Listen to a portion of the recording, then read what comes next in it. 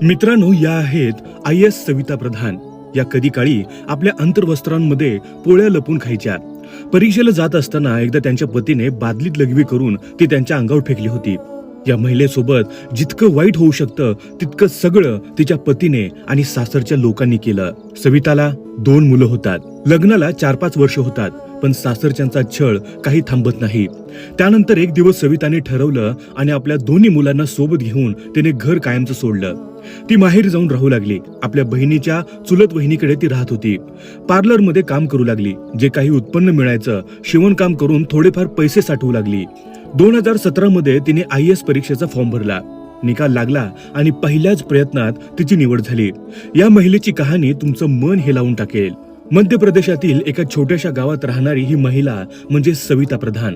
ती लहानपणापासून अभ्यासात खूप हुशार होती.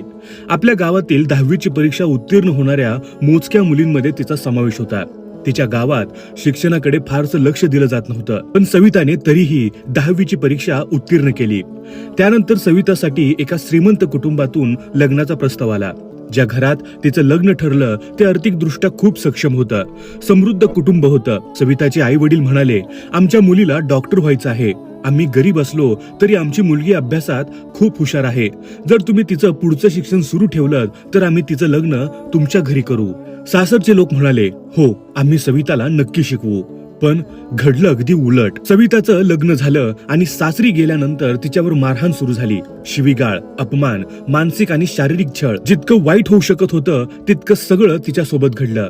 इतकंच नाही तर तिला पोटभर जेवण सुद्धा मिळत नव्हतं. तिची परिस्थिती इतकी वाईट झाली होती की ती 1-2 पोळ्या चोरीने काढून आपल्या अंतर्वस्त्रांमध्ये लपवून ठेवायची आणि नंतर आपल्या खोलीत किंवा बाथरूम मध्ये जाऊन त्या खाऊन पोट भरायची. सविताने हे सगळं जवळपास 5 वर्ष सहन केलं. 2 मुलं झाली, पण मुलांसमोरही तिचा नवरा तिला मारहाण करायचा, शिवीगाळ करायचा. सासरचे लोक तिच्याशी अत्यंत वाईट वागणूक देत होते. शेवटी एक दिवस सविताने ठाम निर्णय घेतला आणि सासरचं घर कायमचं सोडलं. त्यानंतर ती पार्लरमध्ये काम करू लागली. जे काही थोडेफार पैसे कमवायची ते साठवायची. आपल्या मुलांचं शिक्षणही सुरू ठेवलं आणि स्वतः IAS परीक्षेची तयारी करू लागली. आणि मग तो दिवस आला. आज सविता प्रधान या एक IAS अधिकारी आहेत. त्यांच्या कहाणीमधून आपण सर्वांनी प्रेरणा घ्यायला हवी. विशेषतः त्या महिलांनी ज्या सासरी येणाऱ्या छोट्या छोट्या अडचणींमुळे खचून जातात आणि त्यांना वाटतं की त्यांचं आयुष्य संपलं आहे. सविता प्रधान यांच्याकडून शिका. त्या महिलेच्या आयुष्यात किती भयंकर प्रसंग आले, किती अपमान सहन करावा लागला, तरीही त्यांनी कधी हार मानली नाही.